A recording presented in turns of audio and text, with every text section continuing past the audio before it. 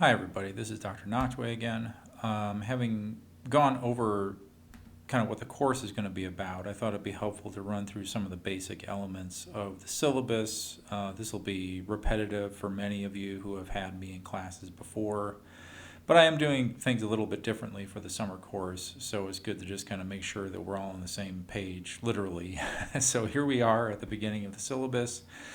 You'll note, and this is one thing I'm experimenting with, I'm really going to try to stick with being sort of online for these times, Monday through Thursday of each week. And this is when, if you want to hop on and have a Zoom call, we have a voice channel on Discord, or just chatting, DMing on Discord. Those specific times, but then if you want to set up some other time, we can talk about that as well. Just wanted to highlight again, and I think I've referenced this elsewhere, but there are different expectations for undergrads and graduates for this course, and we'll be talking more about that, especially when we get to the assignment structure.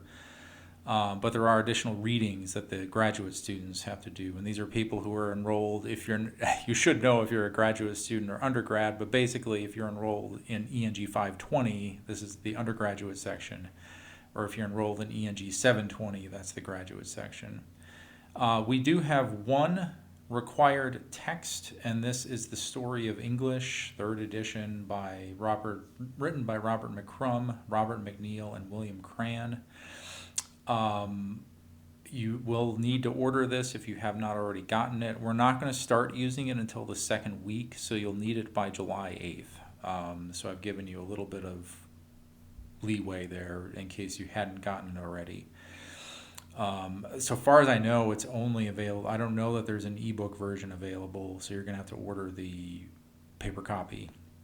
But it's cheap. It's a paperback. You should be able to pick it up. I think the book. I don't know how much the bookstore is selling it for. They have it here on campus, but you should be able to pick it up for less than $10. I've got some recommended viewing. The really interesting thing about this is that the book itself originally accompanied a PBS documentary about the history of English. And as you can see from the date, like it's a little, we're going to be looking at videos over the course of the semester. The documentary itself, I think it's delightful.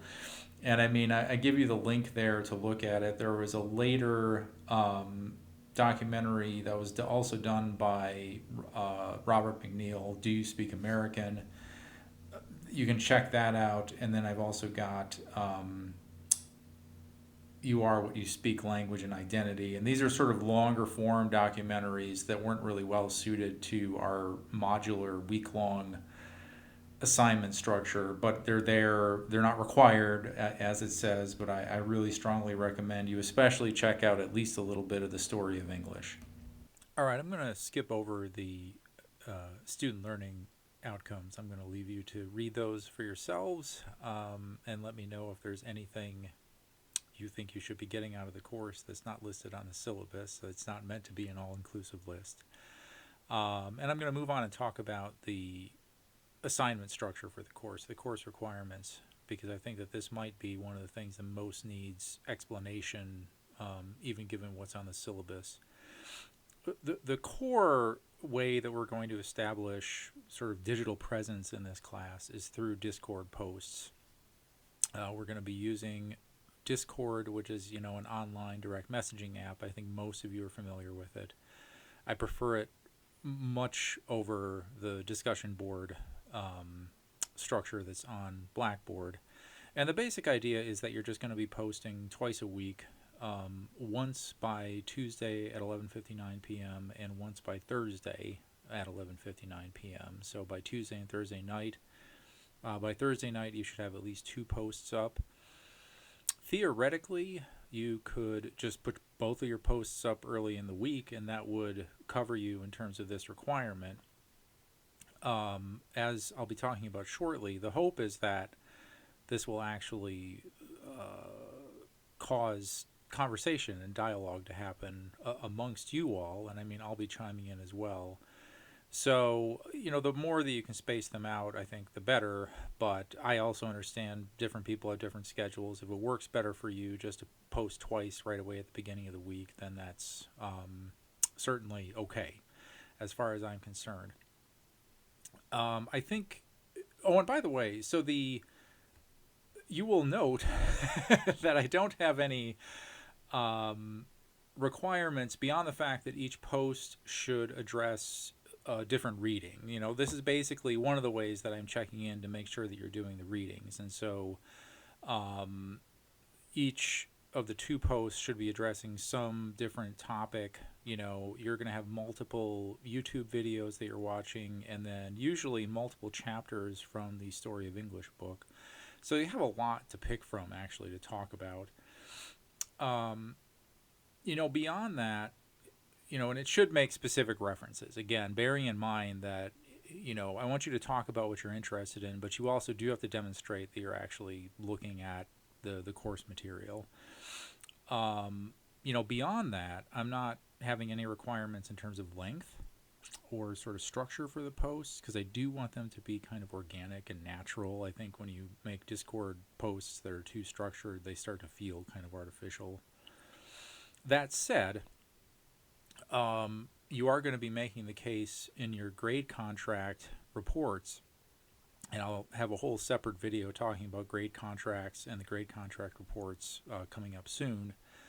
So you're going to have to defend, if you have like really kind of short summary posts, or they're not very specific, you're just kind of mailing it in, you want to think about how you're going to justify getting anything higher than a C for the class. So that's going to be kind of up to you as far as I'm concerned, how kind of in-depth you want the post to be.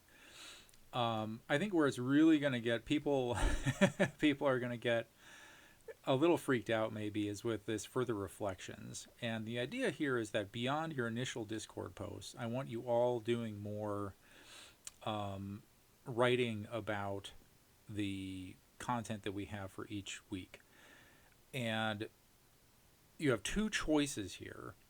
And the first choice is you can just do a 1,000 word essay each week. I mean, it's sounds like a lot. I mean, for advanced English students, honestly, it should be, that should be totally doable. And it's just, analyzing or evaluating key ideas and important ideas that you saw happening in the readings, particularly for that week. The idea here is that this is a more in-depth discussion than is feasible on Discord. And you can submit this. I mean, this is basically 1,000 words is a short paper format, and then there'll be a spot on Blackboard where you can submit this. As an alternative to that, you can respond to at least 3 comments by different comments by your classmates on the Discord discussion throughout the week. And again, sort of variable lengths for these. I'm not requiring any particular length, but you do have to actually reply and specifically respond to points that other people are making at least 3 times, and my hope would be more. So the idea here is, I want you to notice a few things. You're going to be doing less writing if you go the route of the Discord responses, and in part that's because I kind of want to encourage that. But every time that I've sort of forced people to respond, again, it can come across as a little bit forced. So if you're sort of if you have something to say, and you're finding yourself continually getting sort of pulled into interesting conversations on Discord, then that's what I want to reward that. But by that same token, if you just get busy during the week, if you just don't like Discord, if you like sort of traditional paper format, then that weekend reflection is the way to go. And I want to say that in both of these, again, because this is a grade contract class, if you're sort of questioning whether or not at the end of the week you've done enough to not do the weekend reflection, which is always going to be due Friday by midnight, so Friday by 11:59 p.m. You can check in with me, but generally speaking, if you've done the 3 posts, like responding to somebody else's posts, it's almost certainly going to be enough. It's just that we might check in at the end of every week, thinking about your long-term grade for the class. Like, are you really contributing enough to discussion, going forward? So I don't want you to think that, like, how can I put this? At the end of every week, if you haven't done enough Discord posts, like, you're suddenly failing the class. But by that same token, if you're really questioning it, then it might be good to think about just preparing a weekend reflection for that particular weeks. And then I also want to point out really quickly here, graduate students have an additional, this is not the response now, that this is an additional Discord post that they are submitting usually on Wednesdays, so in between the 2 undergraduate posts, and these are always going to be in response to the additional readings. Each week, graduate students are going to have an additional reading. It's almost always going to be a scholarly, peer-reviewed journal article. And this post will be in reference to that. And then really quick, I just want to say that as a graduate student, one of your further reflection responses can certainly be in that graduate student Discord channel as well. We also have sort of what I'm calling major assignments this session.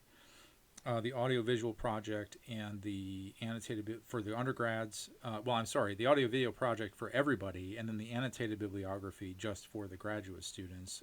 But I will be talking about those in separate videos.